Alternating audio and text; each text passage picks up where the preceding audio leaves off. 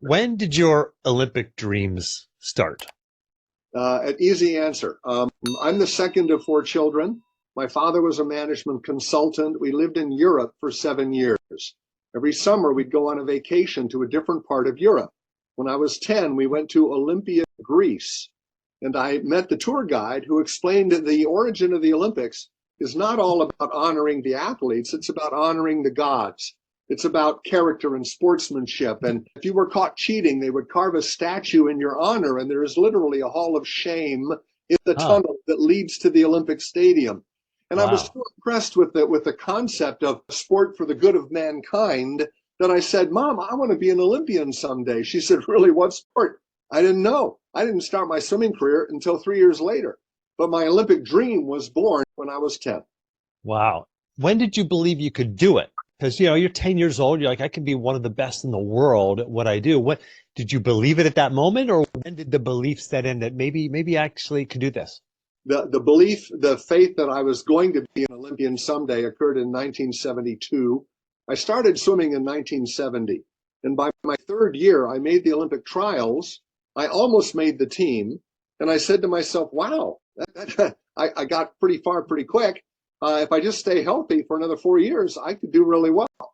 So that was when I really believed it was going to happen. A quick interruption. If you're too busy to set goals, or if you're unsure what the right goals are for you, or if you're just not clear on what's next for you in your business, in your life, I've got the solution you've been looking for. Join my free 7-day course designed for athletic-minded men who want to maximize their potential in business and life. And I'm going to help you create a clear plan for achieving your biggest goals faster. So if you feel like you're driving with the parking brake on, if you feel like you're going 100 miles an hour all day long, but not really moving the needle in your life, get started with me today. Get instant access to this 7-day course where you and I will get to interact live with each other. Plus, you'll have access to a community of like-minded, high-performing, athletic-minded, competitive men looking to unlock their next level as well. Just visit jimharshawjr.com/free. That's jimharshawjr.com/free. Now, back to the show. And so talk to us a little bit about your journey into college at USC and becoming an Olympian. To get there, I really need to do a couple of chapters in my high school year. My freshman year in high school, I got the most improved award in the sport of swimming because I had started so late compared to others. I mean, in Europe, I played cricket and soccer, never started a swimming Hmm. career until high school, and was improving quickly. But I also got myself hurt going on a Christmas ski trip. I tore the ligaments in my knee, so I was out for a few months. And then my junior year, 1972, I was a big upperclassman showing off on the diving board, and I missed the water. And I broke a collarbone, put a dimple in my cheek, and was out for the 1972 high school season. That's when the college coaches are recruiting high school juniors. I recovered in time to go to those trials in 72, watch Mark Spitz qualify for 7 events where he would go on and win 7 gold medals. And that's when my faith began, my faith in my swimming career.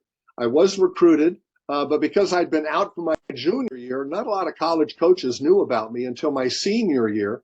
And by then, I'd already narrowed the field to 3 California schools.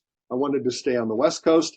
Stanford, UCLA, and USC were my preferences. And I chose USC because I lived in Menlo Park, which is a stone's throw from Stanford. And I didn't want to go home every weekend and have mom do my laundry. So I wanted to go to Los Angeles. And then USC eventually won that battle. And I was proud to be a part of the Trojan dynasty that won 4 national championships from my freshman year through my senior year. Yeah, incredible team, incredible program, and you had a very successful career as a collegiate athlete. But in the middle of your college career, not in the middle, I guess towards the end of it, you were 20 years old, 1976. You qualify for the Olympic team. This is a childhood dream come true, right?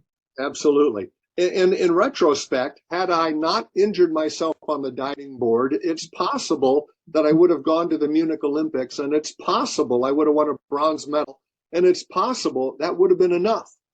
I would have been Mm. satisfied with that. But because I was denied that opportunity, I think my focus, my passion, was amplified. And so for 4 years, I was really drilling on getting to the Olympics in Montreal. Those games occurred the summer between my junior and senior year at USC. And I was lucky because a lot of USC Trojans went on that team. And so rising tide lifts all boats. The temperature in the workout pool at USC was high, and we were all racing each other all the time. My USC teammate, Bruce Furness, would tease me because my nickname was Snake. He took the nickname Mongoose. And instead of being competitors or predators, we called each other compreditors. We were each other's competitor. We were making each other better. And at the Olympics, he was the only guy to beat me. My silver medal came at the hands of my USC teammate, Bruce Furness. So my point being is that everybody in that pool helped us get better. I owe my success to every member of my team. People think swimming is an individual sport, and it's not. And I loved the experience and had a marvelous time. It's a great analogy for life and for our listeners who are, you know, they're not athletes. Maybe they were athletes in high school or in college, and or maybe they're weekend warriors now. But the idea that you have to have people around you to challenge you, to push you, frankly, to make it harder, and that makes you stronger.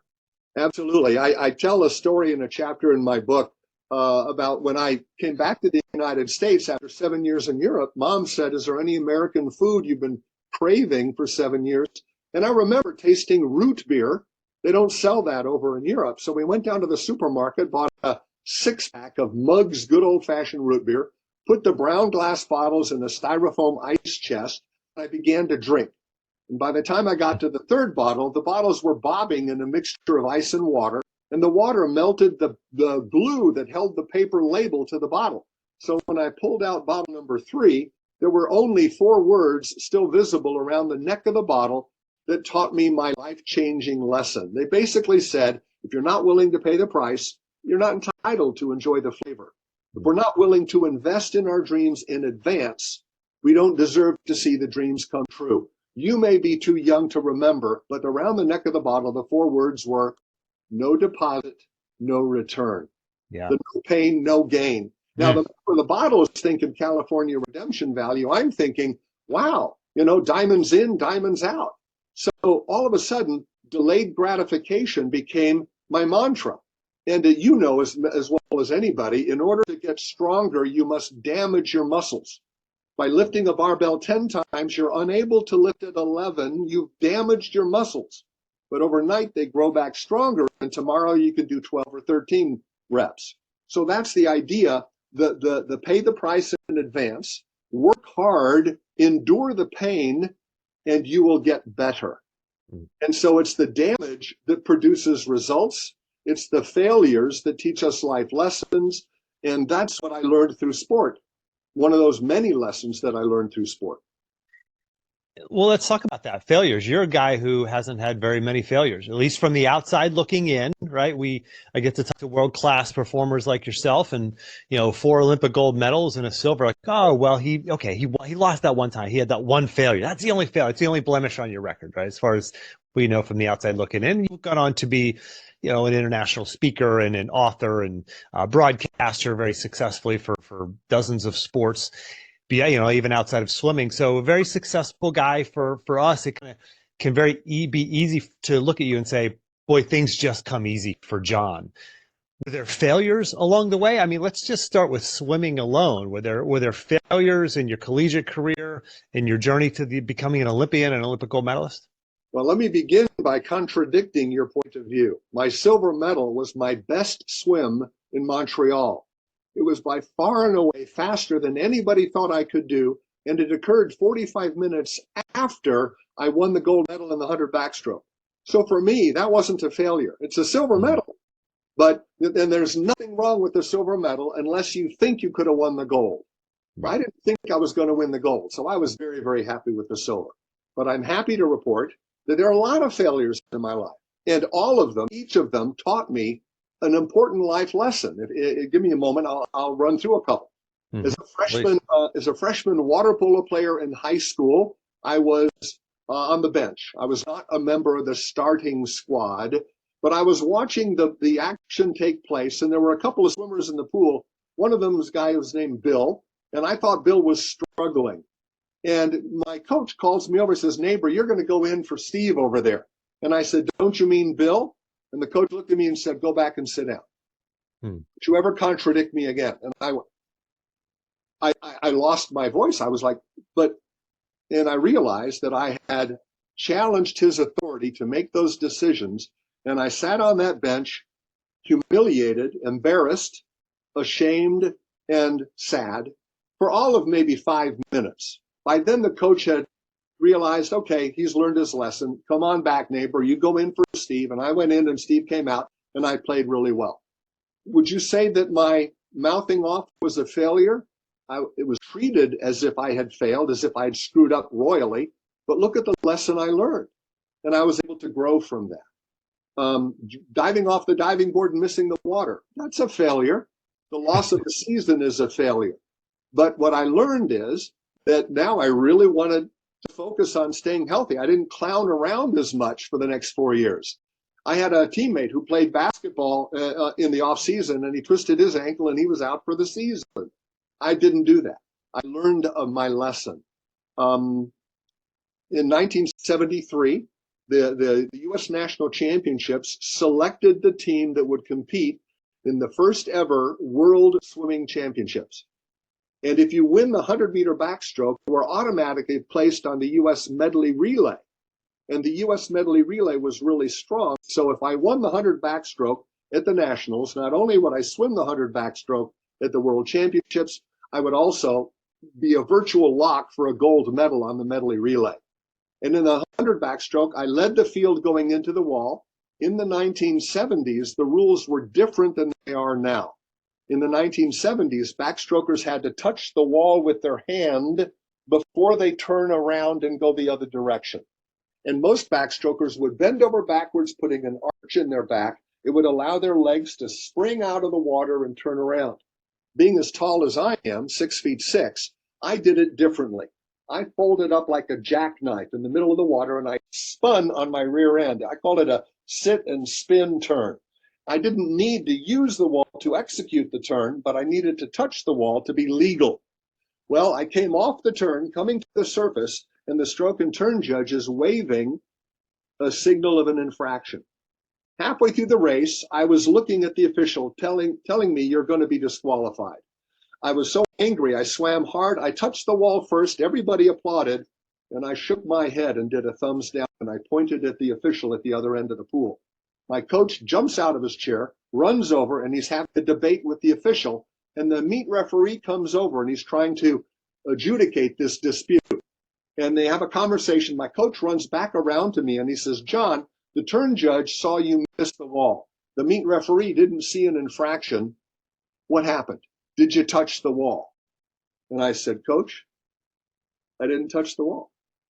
She was right. I had missed the turn. I had executed a turn. I was still fast. I touched the wall first, but I didn't follow the rules. And I had to admit it to my coach, who admitted it to the meet referee. I was disqualified, and I did not swim the 100 backstroke or the medley relay at the World Championships. That taught me an important lesson. Is that a failure? Yes. Was my admitting to the failure a problem? No, it's one of the decisions about which I'm most proud, by being able to fess up, to deal with the fact that I was disappointed, and I moved on with my life, and I made sure to touch the wall every time thereafter. You got time for one more? Yeah, let's hear it. My freshman year, conference swimming championships for USC. You have preliminaries in the morning. The top 6 times swim in the final at night. The first day event was the 500-yard freestyle. I'm in shape. I'm ready to go. I figured I would back off a little bit to save some energy. I hoped I could qualify relatively easily, and I swam a relatively good swim in the prelims. Sadly, there were 6 other people who were faster than me in the prelims. So now I'm swimming in the consolation finals at night. I'm not swimming for the gold. I'm swimming for 7th place. My time at night would have won the gold medal in the championship final. Wow. I learned my lesson. I failed. I didn't get into the final. I didn't score the points for the team, but I learned an important lesson, that you don't want to back off too much in the prelims. Otherwise, you don't get a shot at the finals. I learned that lesson really hard. So yeah, those were failures that produced a better result. What do you have to say to the listener who's sitting there saying, hasn't made that connection yet between your story and their life, right?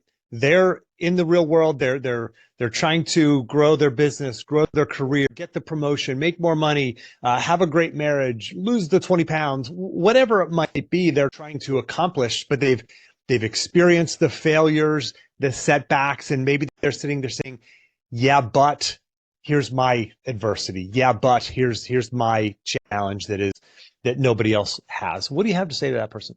Well, there's a real difference between I screwed up and I'm a screw up. That if you look at the failure and personalize it and say that means I am a failure, then you're dead in the water. You don't have the faith that you're going to get better. Whereas a learning mindset, a growth mindset would say, yeah, that was a screw up, but how can I benefit from it? How can I improve from it? How can I make it better? My wife and I have been married 42 years. Our premarital counselor said, "You're going to be like two rocks in a tumbling stone polisher, and for the next 50 years, you're going to be knocking pieces off of each other, making each other smoother and shinier and prettier." You know, it doesn't feel good to get that piece knocked off, but the outcome is going to get better. And just like lifting weights, you're going to get hurt. You're going to be tired. You're going to damage things. But if you have a growth mindset, you're going to say, okay. And if I look for the benefit, if I look for what did I learn today?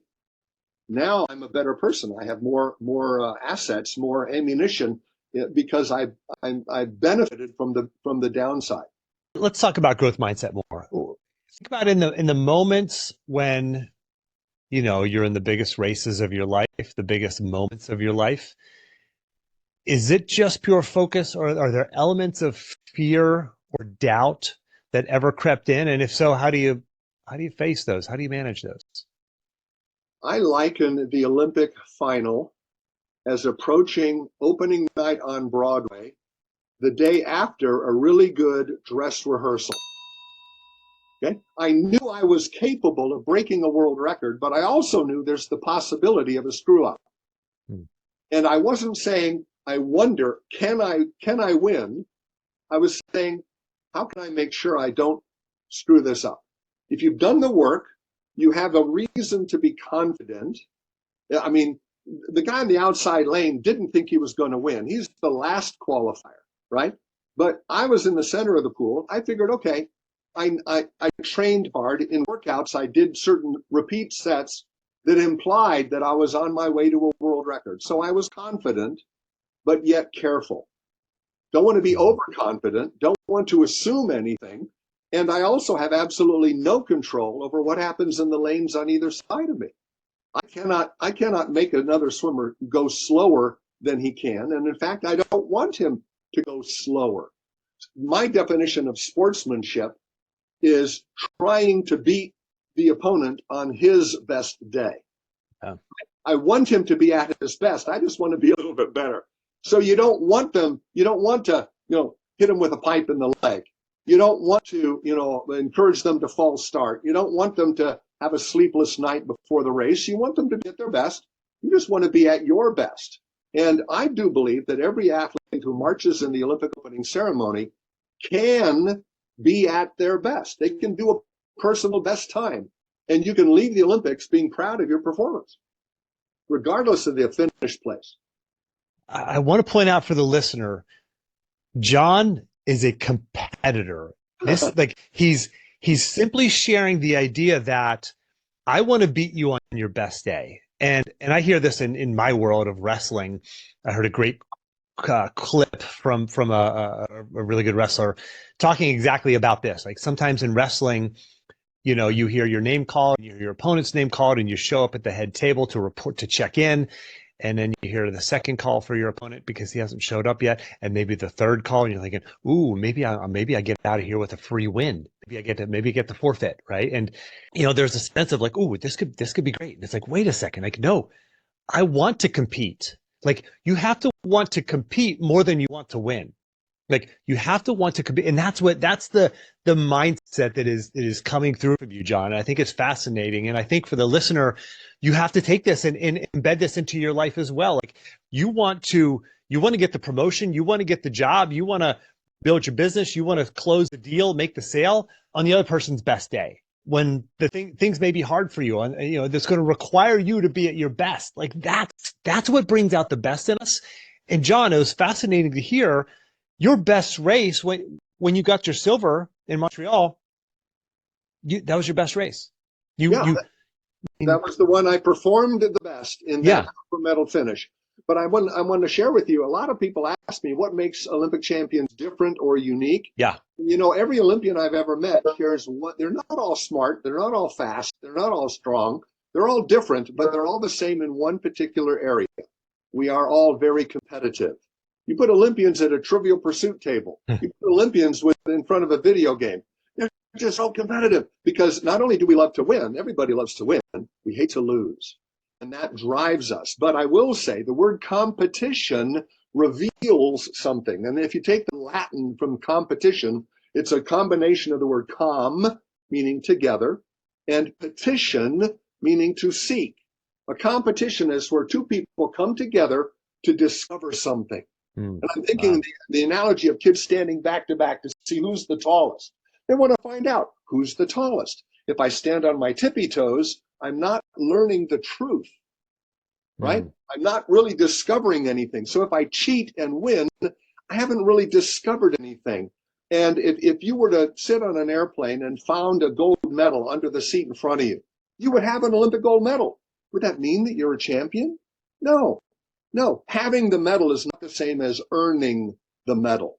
And the earning is what I think is so remarkable and wonderful about sport. The original purpose of sport is to prepare athletes for life after sport. If it doesn't do that, if it doesn't teach us that, then frankly, it's a waste of time, because the ability to swim quickly while on your back is a skill with limited value in society at large, right? Yeah. That skill doesn't really help anybody. It is exciting at the moment of time, but nobody goes to swim meets in non-Olympic years. That's not that thrilling, but doggone it, if you can learn something and use those skills later in life to provide greater value at work, to inspire others. I realized very shortly after my resignation or retirement from swimming, I had invested 8 years of my life to become the best in the world at something. How can I add value to that experience? By sharing it as inspiration. What you and Ruben Gonzalez and other Olympians do to share their experience in sport to inspire other people to excel in their line of work. And frankly, those lines of work are probably more valuable to society at large than doing a sport. Yeah. You said the common theme between all Olympians is they're competitive. You've done a lot of speaking at Fortune 100 companies, and you've worked with a lot of teams and executives and leaders. If you were to compare and contrast the highest performers in sport and the highest performers who are executives or leaders in business, what are the similarities that you see? Well, let me first talk about the difference. The difference in sport versus the difference in life.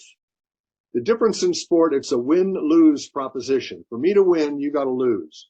In life, in business, it's a win-win proposition. Wow. For me to win, you have to win. Now, I'm going to beat some other service provider, but there has to be an exchange of value in order for anybody to be successful.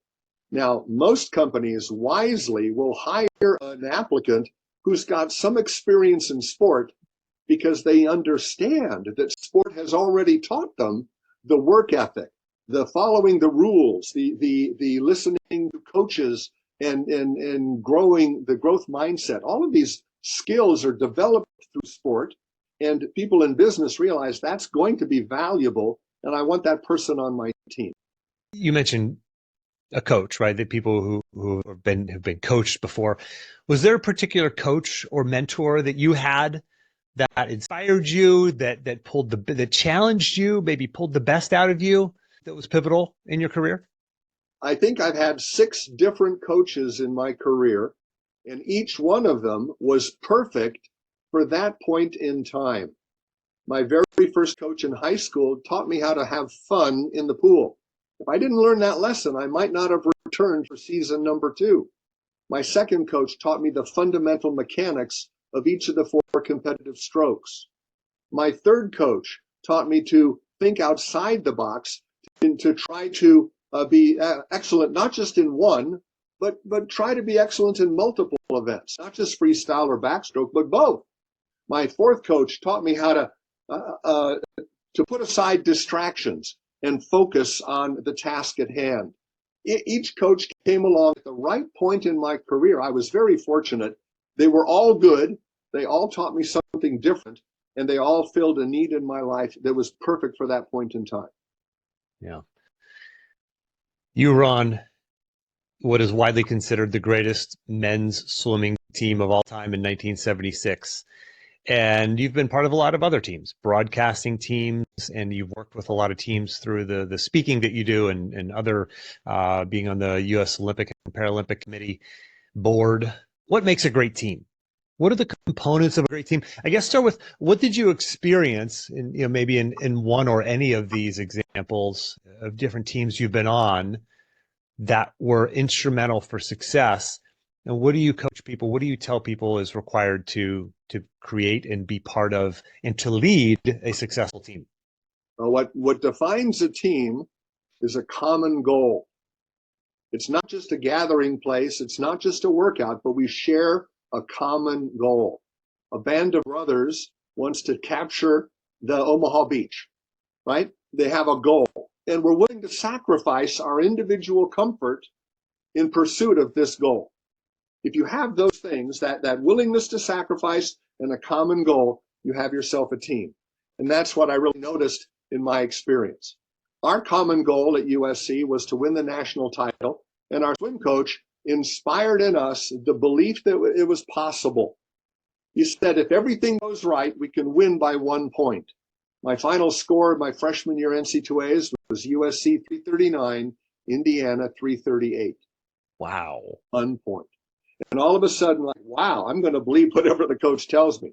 So that was a real epiphany for me. Once you begin to trust the coach, then he or she can have much more of an impact, because you're now willing to try things and do things. I believe that faith in the coach is more important than the competence of the coach. If you believe in the coach, if you say there's going to be some good to come out of this conversation, if you look for the benefit, you're going to find it. Whereas if you're skeptical of the benefit, you're looking for reasons for failure, then you're not going to find the benefit. You may be right, you may find the incompetence, but what good did that do you? Didn't do you any good. That is such a good point. I want to point listeners to, if you've listened to my most recent interview with Ruben Gonzalez, we'll have a link to that in the action plan. His most recent book, The Shortcut, is about this. It's like essentially boiling it down, not to be a spoiler, but there's a lot of great content in this book. But the idea is, the shortcut is find a coach, trust in the coach, do what they tell you, and that will be your shortcut. And that's what you're sharing here with us. Yeah, many coaches will say, trust the process. Yeah. Trust the process. And one of the ways to do that is to find out whoever your role model might be, the defending Olympic champion, the current vice president of sales, whoever you want to emulate, find out what they did and do the same thing. That's the easiest way. That's the easiest way to find a path, not the only path, but a path to success, is to mimic your role model. You've written some great books over the years, John. One of them is Awaken the Olympian Within, and it focuses on helping people achieve their own dreams. What is one piece of advice from your Olympic journey that you think every person here listening should take note of and should apply to their lives? Well, I have to be honest. I didn't write the whole book, Awaken the Olympian Within. It's a compilation of chapters, each chapter written by a different Olympian. I asked them, what did sport teach you? What lesson have you learned that will benefit you later in life. And Rowdy Gaines talks about the importance of details. Terry Schroeder, the water polo player, says, don't ignore the elbow, keep your eye on the ball. Dick Fosbury talks about how to innovate the Fosbury flop. So every Olympian has got a different life lesson. I told you the one that I learned, the no deposit, no return lesson. That to me is the lesson I learned before I went to the Olympics. What I learned at the Olympics, and here's probably the takeaway.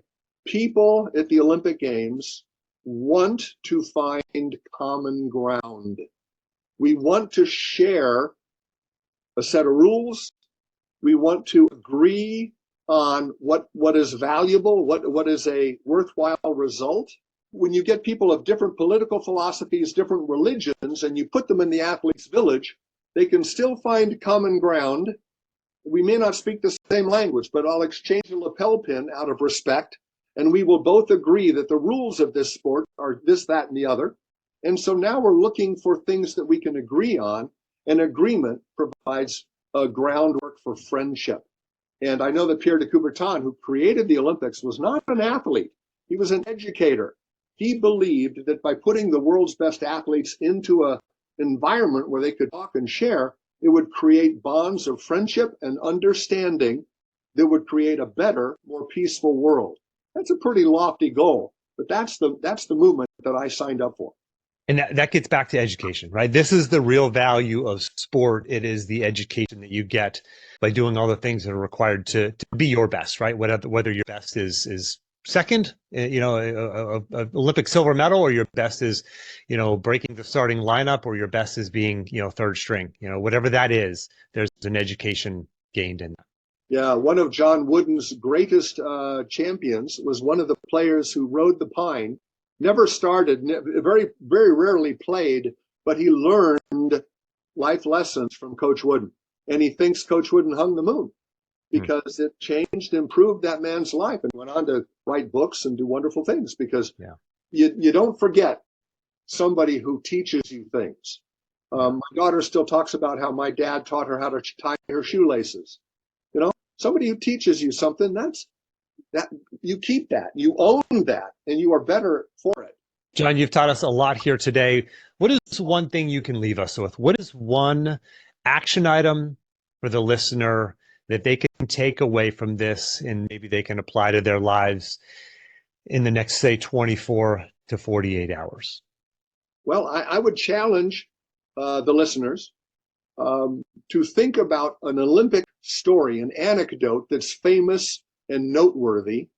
And it's very rarely the story of an individual who coasts to victory, who has an easy win. It's always people who overcome adversity, who triumph. Greg Louganis hits his head on a diving board and comes back to win gold. Simone Biles, the greatest, has to overcome her mental illness issues, and she comes back to succeed, but she doesn't win at all. Then you've got swimmers like Mark Spitz, who in 1968 was criticized and failed in the eyes of the world. 4 years later, he comes back to win 7 gold medals. I mean, the stories that resonate with us are not stories of mere victory, but stories of triumph over adversity. So now when we encounter an adversity, and when we encounter an obstacle, we can either say, I wonder if I can overcome that, or we can say, I wonder how I can overcome that. Olympians look at obstacles as riddles or puzzles. There's got to be an answer in here somewhere. Let's find it. Whereas most people say, oh, I don't know. It looks like it's impossible. So I would say the takeaway is look at every obstacle as a riddle or a puzzle, and look for the benefit. What are we going to learn as a result? And the outcome is going to be always better than it was before. Incredible. Change one word. I wonder if, I wonder how I can overcome this. John, thank you so much for your wisdom here today. Where can the listeners find you, follow you, buy your books, jump on your website, etc.? I do have a website, johnnaber.com, but I'm of an age with the white mustache. I'm technically not seeking employment, but I'm seeking to make a difference. If I can benefit somebody, fine. Awaken the Olympian Within might be available on Amazon. I used to sell it at corporate meetings. My book on innovation was published in-house, and it might be available Eureka, how innovation changes the Olympics and everything else. And my last one is a book of Olympic trivia, which is available through the U.S. Olympic and Paralympic Museum. Oh, And wow. so that one is called Olympic Trivia Challenge. And that's a fun one if you ever get to the Olympic Museum in Colorado Springs, Colorado. Anyway, so you're welcome Excellent. to contact me anytime. We will have links to all of those resources, the website, of course, and any books we can find. We'll put the links in the action plan for the listener. John, thank you so much for making time to come on the show. I enjoyed it. Thank you for your questions.